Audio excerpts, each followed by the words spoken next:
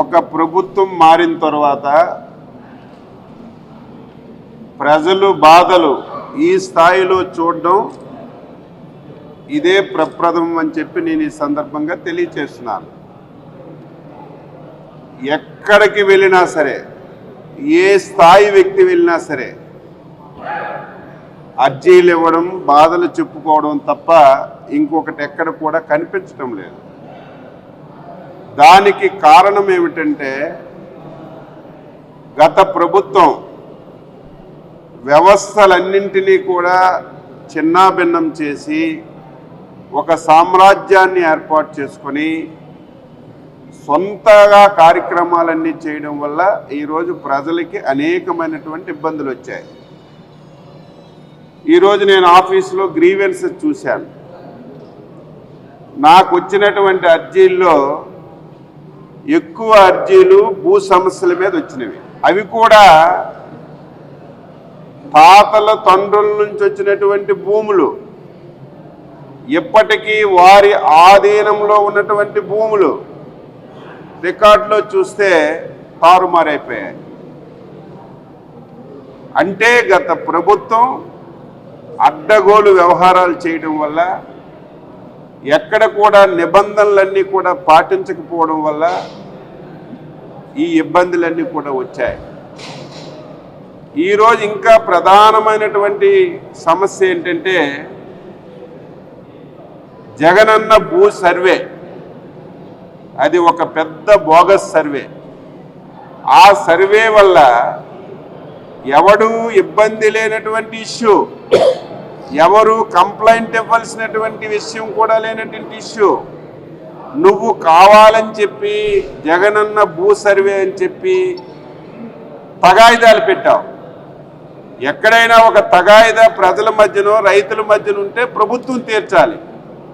కానీ గత ప్రభుత్వంలో ప్రభుత్వమే కావాలని చెప్పి తగాయిదాలు పెట్టినటువంటి సమస్యలు కూడా వచ్చాయి. చాలా వరకు ఆఫీసర్ దృష్టిలో పెట్టి చాలా సమస్యల పరిష్కారానికి ప్రయత్నం చేశాం.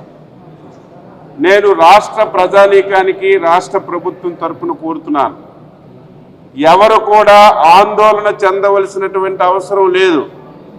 ఈ ప్రభుత్వం మీ ప్రభుత్వం, ప్రజాప్రభుత్వం. ఎక్కడ చిన్న సమస్య ఉన్నా సరే ఆ సమస్య వీలైనంత వరకు, సాధ్యమైనంత వరకు పరిష్కారం చేయడానికే ముఖ్యమంత్రి చంద్రబాబు నాయుడు గారి నుంచి మా వరకు అందరం కూడా ప్రయత్నం చేస్తున్నాం. ఎక్కువగా భూ సమస్యలు ఉన్నాయి. ఈ సమస్యలు ఒక జిల్లా, ఒక మండలం, ఒక ప్రాంతం అయితే చేయొచ్చు. ఈ సమస్యలు రాష్ట్రం అంతా ఉన్నాయి. ప్రతి జిల్లాలో ఉన్నాయి, ప్రతి మండలంలో ఉన్నాయి, ప్రతి గ్రామంలో ఉన్నాయి. దీనికి శాశ్వతంగా ఒక పరిష్కారం దొరకాలంటే దీని మీద చర్చ జరగాలి, దీని మీద త్వరగా ఎంక్వైరీ జరగాలి. కాబట్టి రాష్ట్ర ప్రభుత్వం అతి తొందరలోనే రెవెన్యూ అధికారులందరినీ గ్రామాలకు పంపించి గ్రామ సభలు పెట్టి ఎక్కడైతే భూ సమస్యలు ఉన్నాయో, ఎక్కడైతే రెవెన్యూకి సంబంధించినటువంటి సమస్యలు ఉన్నాయో అవన్నీ కూడా తెలుసుకొని శాశ్వతంగా ఒక పరిష్కారం చూపడానికి, ఎవరికైతే గత 5 సంవత్సరాల్లో ఇబ్బంది జరిగిందో వారందరికీ న్యాయం చేయడానికి ఈ ప్రభుత్వం ప్రయత్నం చేస్తుందని చెప్పి సందర్భంగా తెలియజేస్తున్నాను. ప్రభుత్వం మారింది, ఇంకా కొన్ని సంఘటనలు జరుగుతున్నాయి. మేము కూడా అలర్ట్ అయ్యాం, ఇంకా అవ్వాల్సినటువంటి అవసరం ఉంది.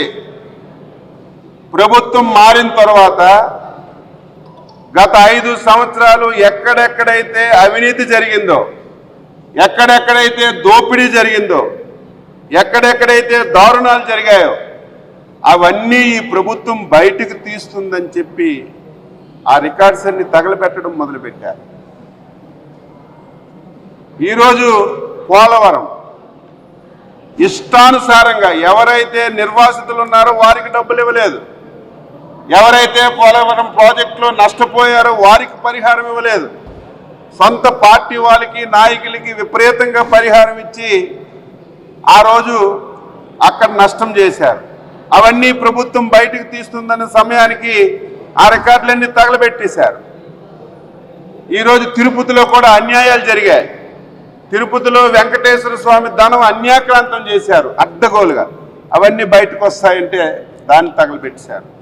దీని మీద కూడా చంద్రబాబు నాయుడు గారు ముఖ్యమంత్రి గారు చాలా సీరియస్గా ఉన్నారు. ఇదేదో ఆషామాషా ఇష్యూ కాదు. చంద్రబాబు నాయుడు గారి నాయకత్వంలో ఇలాంటివి జరగడానికి వీల్లేదు. దీని మీద కూడా సీరియస్గా ఉన్నాం. దీని మీద కూడా యాక్షన్ తీసుకోవడానికి సిద్ధపడుతున్నామని చెప్పి తెలియజేస్తున్నారు. గత ప్రభుత్వంలో సొంత జాగీర్లాగా నేను చూస్తే అసలు ఏ రకంగా ఇటువంటివి జరిగాయి. ట్రాన్స్పోర్ట్ డిపార్ట్మెంట్, ఒక డిపార్ట్మెంట్లో ఒక అటెండర్ పోస్ట్ ఇవ్వాలన్నా క్యాబినెట్ ఆమోదం ఉండాలి. ఒక చిన్న నిర్ణయం తీసుకోవాలన్నా క్యాబినెట్ ఆమోదం ఉండాలి. ఒక పాలసీ డెసిషన్ తీసుకోవాలంటే దానికి ఒక పెద్ద తతంగం ఉంటుంది. కానీ గత ప్రభుత్వ హయాంలో transport department the great officer ఒక ఆయన ఉండేవాడు. ఆయన పేరు చెప్పడమే నాకు ఇష్టం లేదు. ఆయన సమక్షంలో 5 జోన్లుగా పెట్టి ఎవరికి అడగలేదు, ఒక్కొక్క జోన్కి ఒక ఆఫీసర్కి పెట్టి ఏదైతే గత ప్రభుత్వంలో పెద్దలు ఉన్నారో వారు అక్రమంగా రవాణా చేస్తున్నారు, ఆ రవాణాన్నింటిని కూడా చూసి చూడనట్టుగా వదిలేయాలని 5 జోన్లు పెట్టి అడ్డగోలుగా దోపిడీ చేసేశారు. అది ఈరోజు చూస్తే బాధ కలుగుతుంది, ఆవేదన కలుగుతుంది.